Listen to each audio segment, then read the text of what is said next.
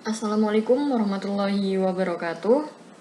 Jadi pada kesempatan kali ini kita akan membahas tentang mekanika tanah 2. Topik spesifiknya yaitu tentang lingkaran Moore atau Moore Circle.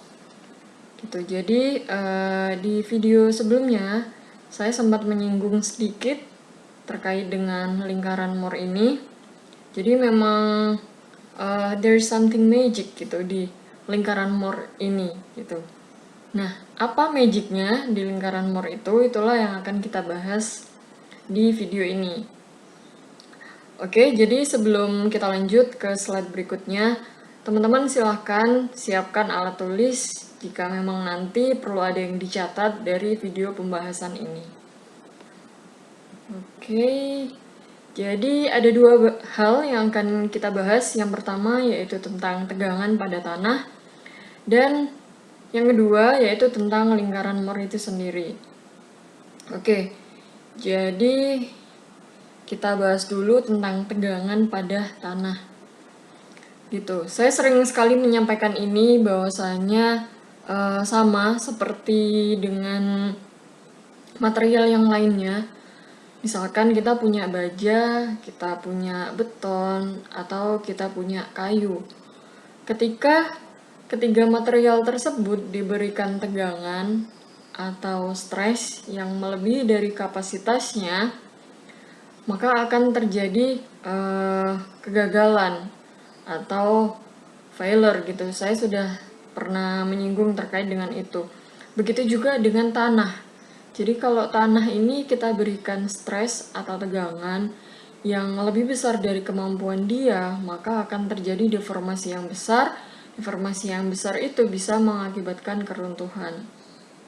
Kalau tanahnya itu mengalami keruntuhan, otomatis struktur yang ada di atasnya juga berpotensi akan mengalami keruntuhan. Begitu. Jadi itulah kenapa tegangan itu sangat penting di tanah gitu. Juga saya pernah memberikan sebuah contoh gitu, bahwasanya di dalam tanah itu ada dua tegangan gitu. Di sini saya sudah memberikan gambar. Let's say saya gambar lagi. Di video sebelumnya saya memberikan contoh bahwasanya ada tebing gitu kan. Ada tebing. Ini adalah tebing kita. Jadi kalau kita ambil tanah di sini, elemen tanah ini sebelum ada apapun dibangun di atas tebing ini, elemen tanah ini dia pasti sudah mengalami tegangan. Tegangan akibat apa? Tegangan akibat lapisan tanah di atasnya. Gitu. Jadi sebelum ada struktur apapun, itu dia pasti sudah mengalami tegangan. Oke, di sini saya tulis ada yang namanya tegangan overburden. Jadi tegangan overburden itu adalah tegangan yang dialami oleh elemen tanah akibat lapisan tanah di atasnya. Jadi akibat tanah itu sendiri, tanah yang di sini dia akan membebani elemen tanah ini. Sedangkan untuk tegangan akibat beban eksternal artinya apa? Jadi begini. Ini tebing yang awalnya tidak ada bangunan sama sekali di atasnya. Kemudian ada orang yang mau bangun rumah di sini biar view-nya bagus. Dia pengen rumah di atas tebing. Oke. Nah, rumah ini pasti memberikan beban ke tanah di bawahnya.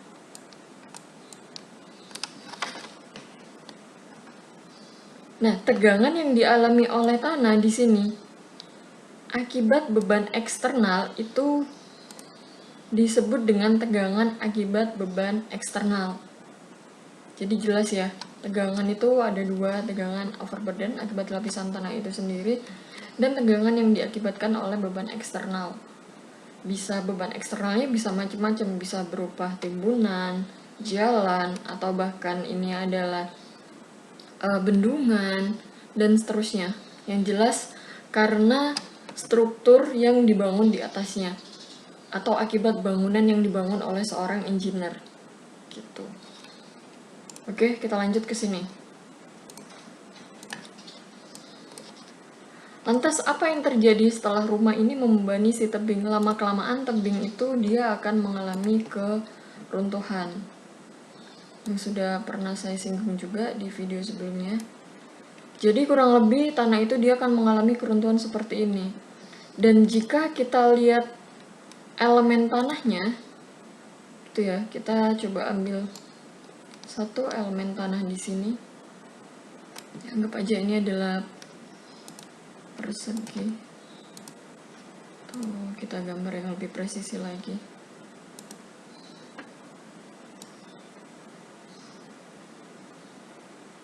Oke.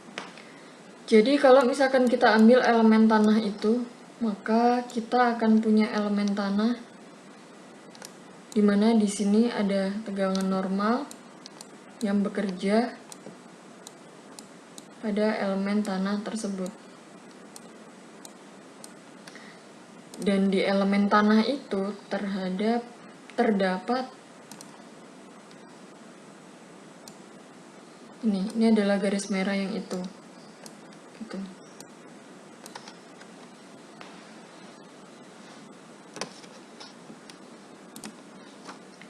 Nah, bagaimana kita bisa menghitung berapa tegangan normal dan tegangan geser yang bekerja pada bidang longsor ini? Mohr circle lah atau lingkaran Mohr lah yang akan membantu kita untuk menghitung itu semua. Itu. Jadi kita bisa lihat di sini ini adalah free body diagram dari sebuah elemen tanah. Ini adalah elemen tanah kita. Kemudian pada elemen tanah tersebut bekerja sebuah tegangan. Bekerja dua tegangan. Tegangan yang bekerja yaitu tegangan normal dan tegangan geser. Pertama kita bahas dulu tentang tegangan normal. Jadi tegangan normal di sini ini yang dinotasikan dengan sigma. Ini adalah tegangan normal. Tegangan normal ada dua, yaitu tegangan normal Y atau sigma Y dan tegangan normal X atau sigma X. Y di sini menunjukkan bahwasanya tegangan ini dia bekerja pada sumbu Y. Untuk X di sini menunjukkan bahwasanya tegangan ini dia bekerja di arah sumbu X. Gitu. Selanjutnya yaitu bekerja tegangan geser. Jadi tegangan geser itu yang ini. Ini adalah tegangan geser di mana dia dinotasikan sebagai tau. Sama seperti tegangan normal tadi, tegangan geser dia juga ada dua. Ini tau XY dan tau YX. Perhatikan baik-baik ya. Untuk tau XY artinya notasi untuk X dan Y di sini artinya adalah kalau tau XY berarti tegangan geser ini dia memotong sumbu X dan bekerja pada sumbu Y. Oke. Itu adalah tau XY. Memotong sumbu X, bekerja pada sumbu Y. Sedangkan untuk tau YX berarti tegangan geser tersebut dia memotong sumbu Y dan bekerja pada sumbu X. Oke, jelas ya. Nah, selanjutnya masing-masing dari tegangan normal dan tegangan geser itu ada aturannya. Aturannya adalah ini. Jadi tegangan normal kalau dia itu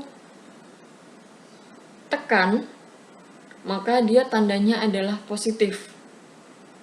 Kemudian kalau tegangan geser, kalau dia berlawanan dengan arah jarum jam atau counterclockwise, maka dia adalah tandanya positif. Gitu. Oke. Let's say ini saya beri contoh untuk tegangan yang ada di sini, kombinasi tegangan normal dan tegangan geser yang ada di sini. Kita coba lihat ya. Tegangan normal ini arahnya dia menekan atau menarik. Oke, dia adalah tekan. Berarti tandanya itu dia adalah plus untuk tegangan normal ini.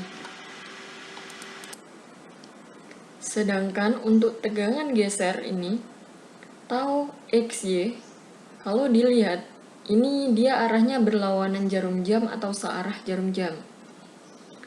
Ini adalah berlawanan jarum jam, maka tanda untuk tau XY itu adalah sama, dia positif juga. Nah, untuk yang ini, coba kita lihat tegangan normalnya. Sigma Y ini dia positif karena dia adalah tekan. Kemudian untuk tegangan gesernya, tau YX ini kita lihat, dia kan searah jarum jam. Berarti dia tandanya adalah negatif. Oke, jelas ya. Jadi yang perlu diingat adalah tegangan normal, itu dia tandanya pasti plus kalau dia tekan. Dan tegangan geser dia pasti plus kalau dia berlawanan arah jarum jam. Oke, saya kira cukup jelas untuk aturan tanda, tegangan normal, dan tegangan geser. Kita lanjut. Oke, let's say saya punya sebuah titik A di sini. Titik E pada elemen tanah ini. Nah, dari titik E ini, saya bisa memotong elemen tanah ini ke sembarang arah, mau ke sana, ke situ, atau ke sana, bebas. Anggaplah ini adalah garis lurus ya, gitu.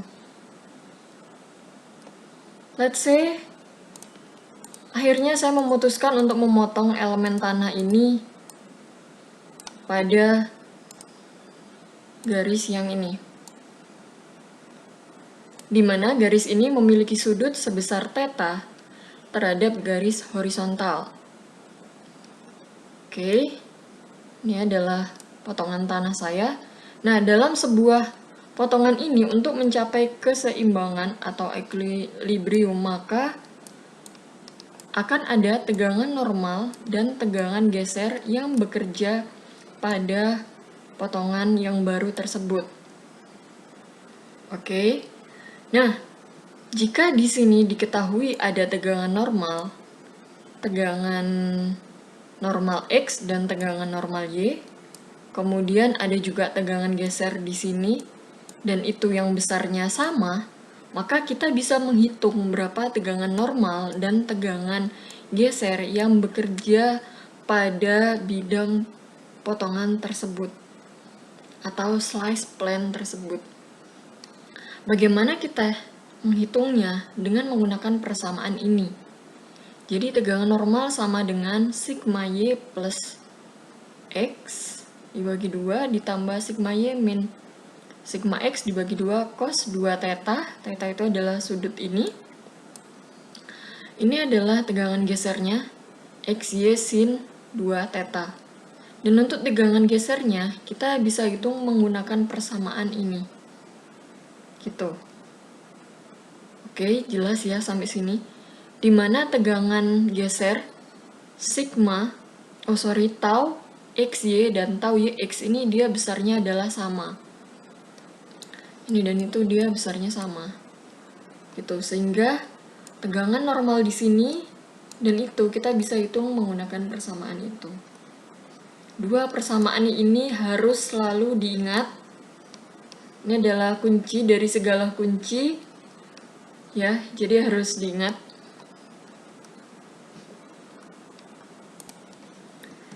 Intinya adalah kita bisa mencari berapa tegangan. Kita bisa mencari berapa besar tegangan normal dan tegangan geser dimanapun potongan kita. Jadi kalau tadi kita cari tegangan normal dan tegangan geser untuk potongan yang besarnya theta dari sudut horizontal, kita juga bisa mencari berapa tegangan normal dan tegangan geser untuk sudut yang ini atau sudut yang sana. Kita bisa mencari untuk berapapun sudut tetanya. Begitu. Jelas ya? Dan untuk potongan yang dia itu sejajar dengan garis ini ya, sejajar. Kalau ini adalah garis yang sejajar, maka tegangan normal dan tegangan geser yang bekerja pada potongan tersebut itu dia pasti nilainya sama. Gitu. Jadi, asalkan tetanya sama, pasti tegangan normal dan tegangan gesernya itu dia pasti akan sama. So, jelas ya? Oke. Nah, kita lanjut. Jadi, bisakah kita mencari sebuah potongan di mana itu tidak bekerja, atau bisakah kita mencari a plane di mana itu tidak bekerja tegangan geser, hanya ada tegangan normal? Bisa. Jadi, plane tersebut dia disebut sebagai principal plane. Dan tegangan yang bekerja pada principal plane itu dia disebut sebagai principal stress atau tegangan prinsipal. Ini sudah pernah saya singgung juga di video sebelumnya, bahwasanya principal stress itu ada dua. Dia ada maksimum dan minimum.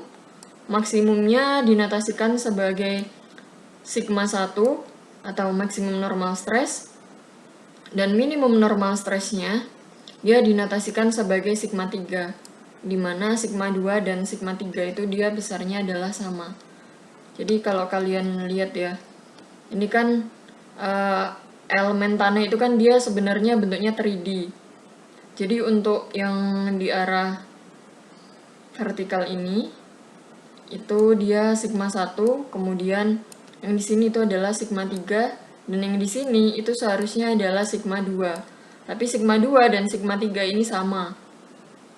Jadinya untuk minimum normal stress itu dia biasanya dinotasikan sebagai sigma 3. Gitu.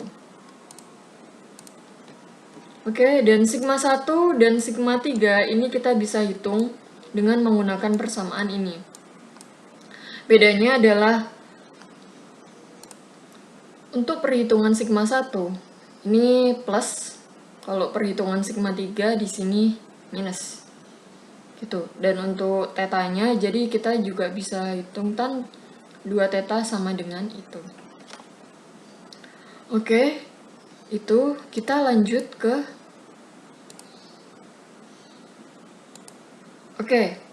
ini di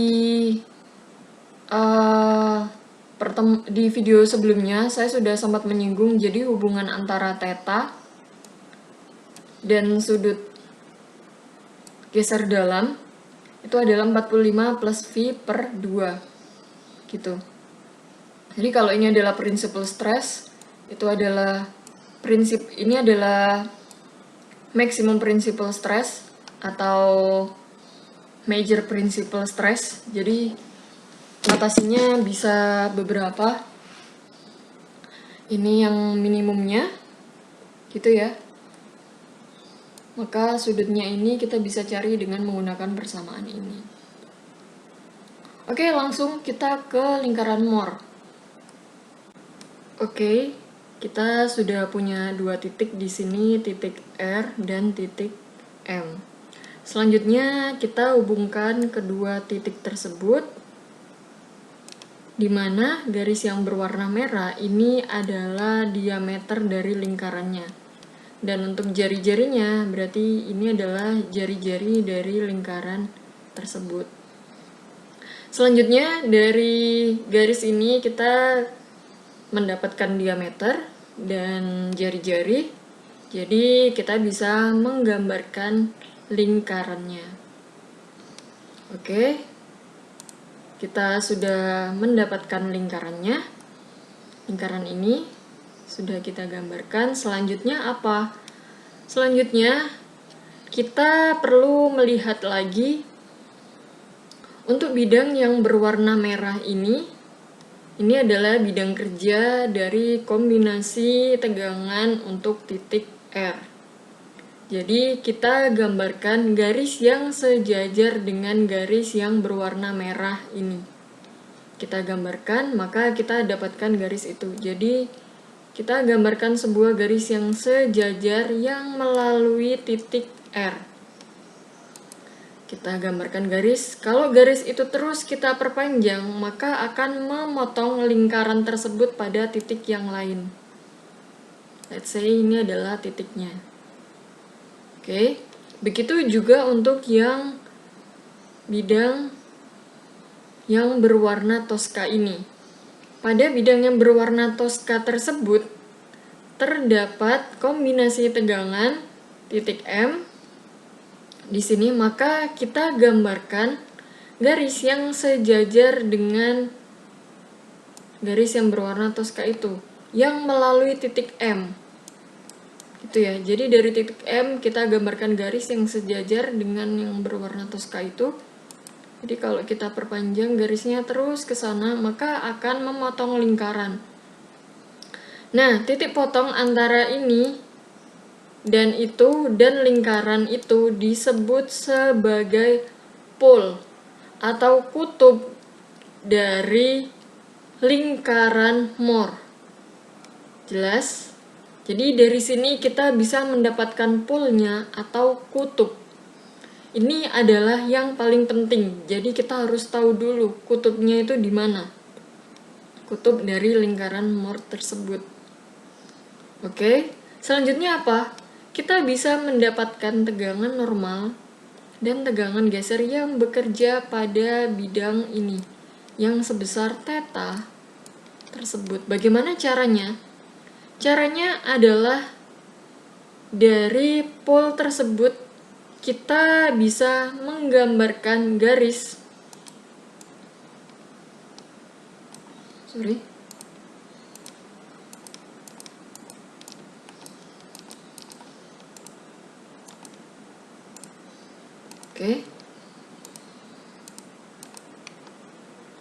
Dari pole tersebut kita bisa menggambarkan garis sebesar theta. Garis tersebut kalau kita perpanjang terus, ini adalah garis berwarna orange ya. Jadi garis yang berwarna oranye ini itu dia sejajar dengan garis yang berwarna oranye di sini. Ini masih ada coret-coretan, jadi saya hapus dulu. Oke. Jadi garis yang berwarna oranye ini sejajar dengan garis oranye yang ada di sini. Kalau garis oranye ini kita buat dari pole, kita perpanjang terus, dia akan memotong lingkaran pada titik yang lain, yaitu titik Q. Oke. Pada titik Q ini kita bisa tahu berapa tegangan normal dan berapa tegangan gesernya. Nilai tersebut adalah nilai tegangan normal dan tegangan geser yang bekerja pada bidang ini. Oke, jelas ya. Jadi itu adalah urutannya.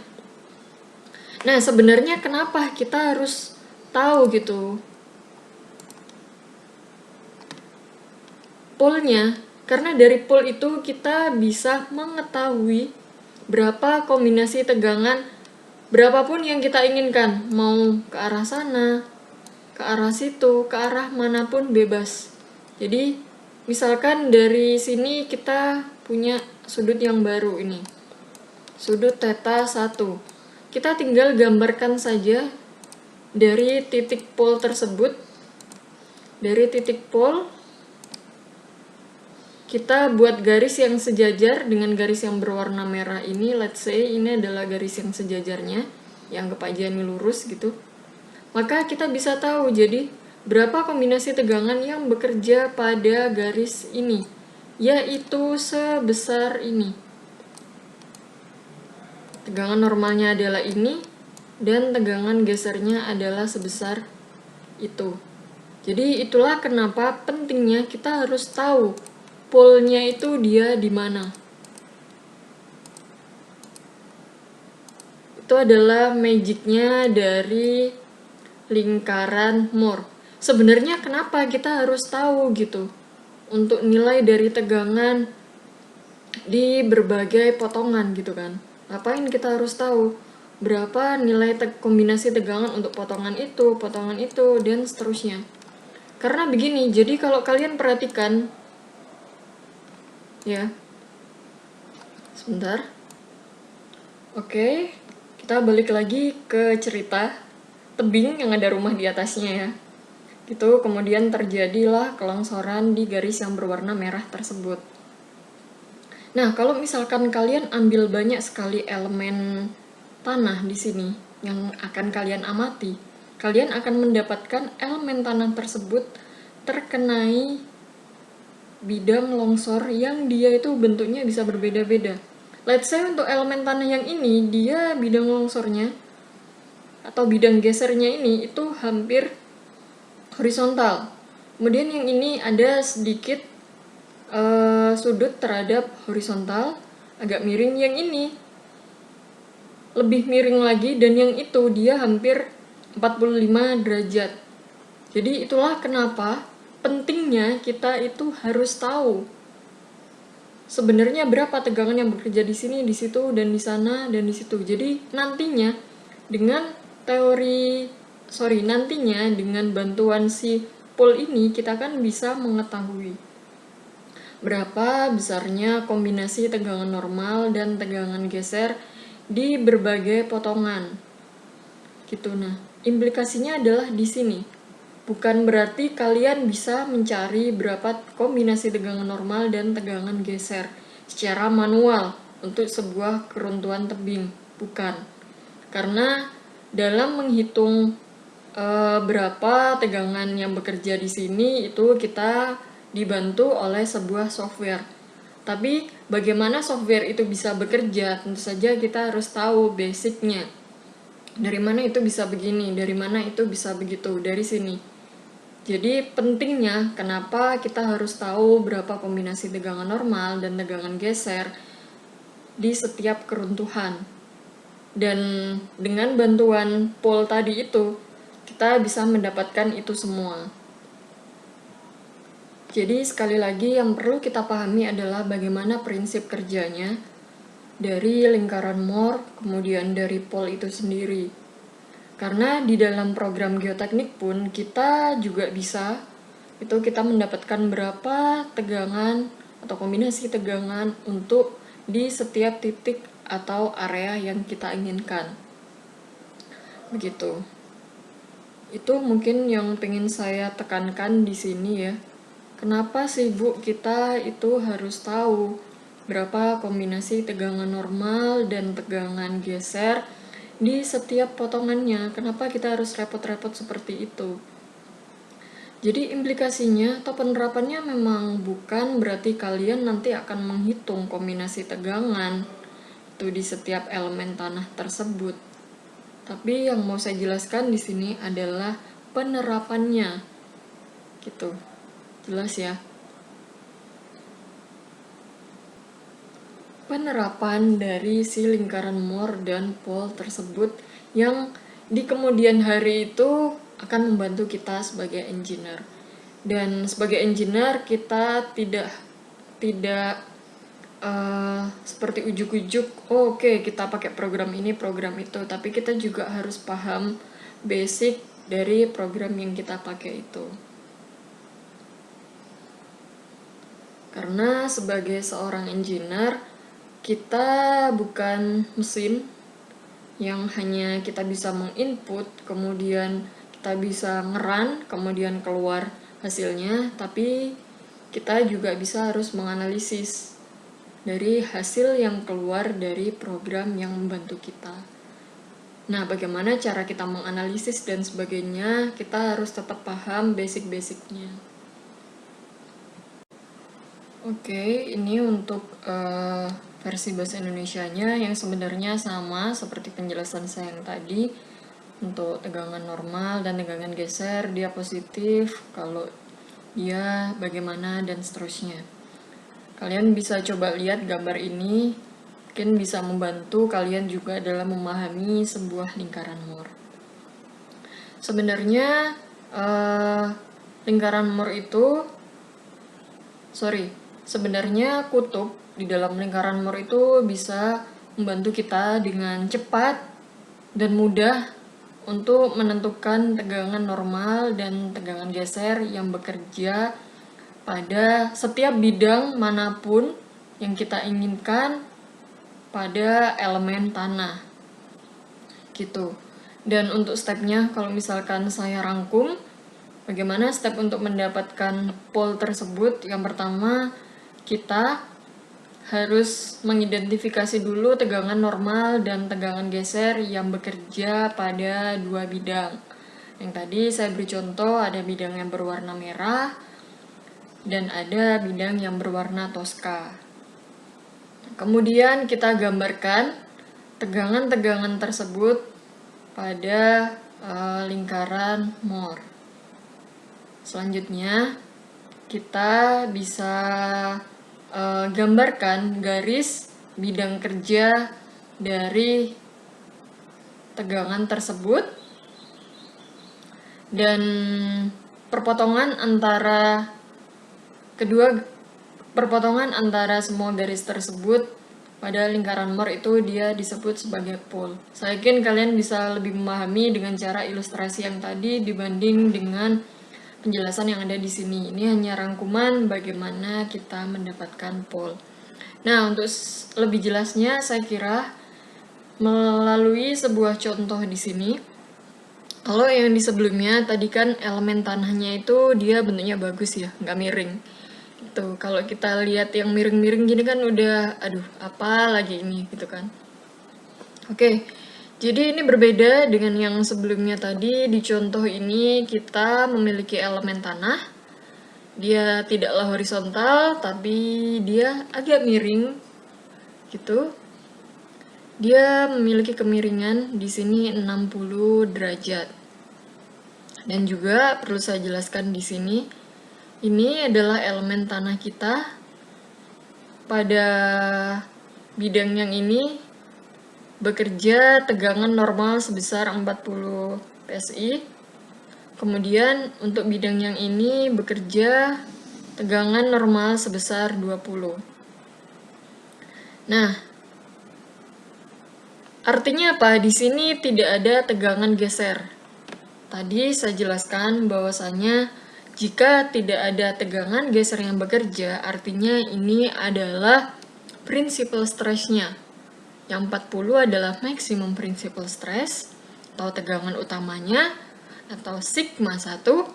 Yang ini adalah minimum principal stress atau minor principal stress atau sigma 3. Oke. Sekarang yang pertama adalah kita plotkan dulu titiknya.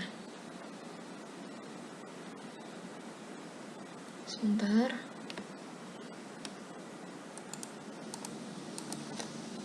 Oke, kita sudah punya titik yang pertama, ini, yang 40, itu kita gambarkan di sini. Kemudian, ini untuk yang tegangan yang itu. Dari sini, apa? Kita jelas sudah mendapatkan diameter dari lingkaran. Sehingga kita bisa menggambarkan lingkaran melalui kedua titik tersebut. Oke, selanjutnya adalah kita perlu lihat untuk yang bidang ini, bidang di mana tegangan normal 20 PSI bekerja. Kita cari dulu pole-nya dengan cara seperti yang contoh sebelumnya tadi. Kita gambar garis sejajar dengan garis yang berwarna merah ini melalui titik 20 ini. Oke, jadi karena ini adalah tegangan normal 20, dia bekerja pada bidang yang berwarna merah, maka melalui titik 20 di sini kita gambarkan juga garis yang sejajar dengan garis yang berwarna merah itu.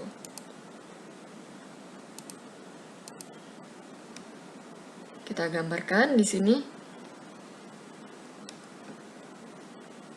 Selanjutnya, garis yang berwarna merah ini akan memotong lingkaran pada titik itu. Oke. Dan untuk tegangan normal 40 PSI ini bekerja pada bidang yang berwarna toska. Maka sama juga kita gambarkan garis yang melalui titik 40 ini yang sejajar dengan garis itu. Oke. Jadi titik temu antara garis yang berwarna toska, berwarna merah, yang memotong lingkaran, itulah yang kita sebut sebagai pole-nya. Bentar. Oke, ini kita sudah punya pole-nya.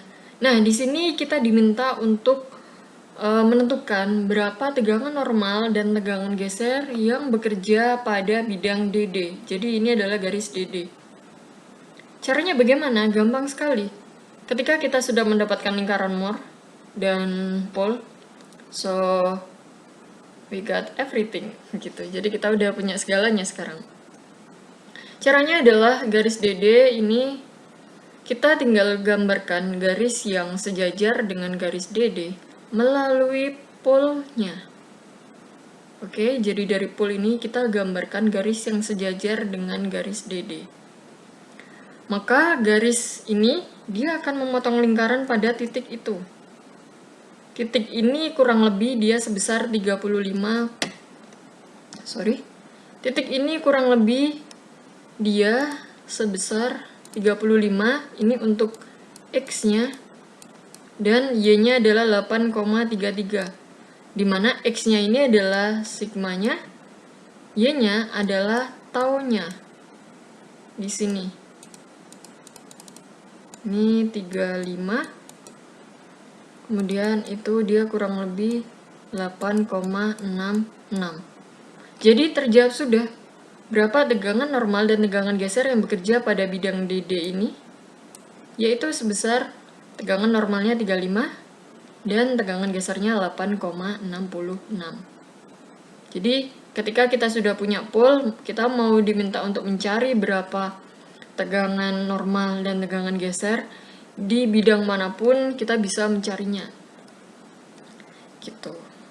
Oke, semoga itu bisa dipahami untuk prinsip dari lingkaran Moore dan pole. Gitu. Semoga yang saya sampaikan pada video ini bisa menambah pengetahuan kalian, bisa menambah pemahaman kalian, dan tetap ingat bahwasanya ilmu itu datangnya dari Allah gitu. Jadi bagaimanapun kita tetap minta kepada Allah agar diberikan ilmunya gitu. Yang mana ini hanya salah satu ikhtiar saja dalam kita untuk mendapatkan ilmunya. Terima kasih dan Assalamualaikum warahmatullahi wabarakatuh.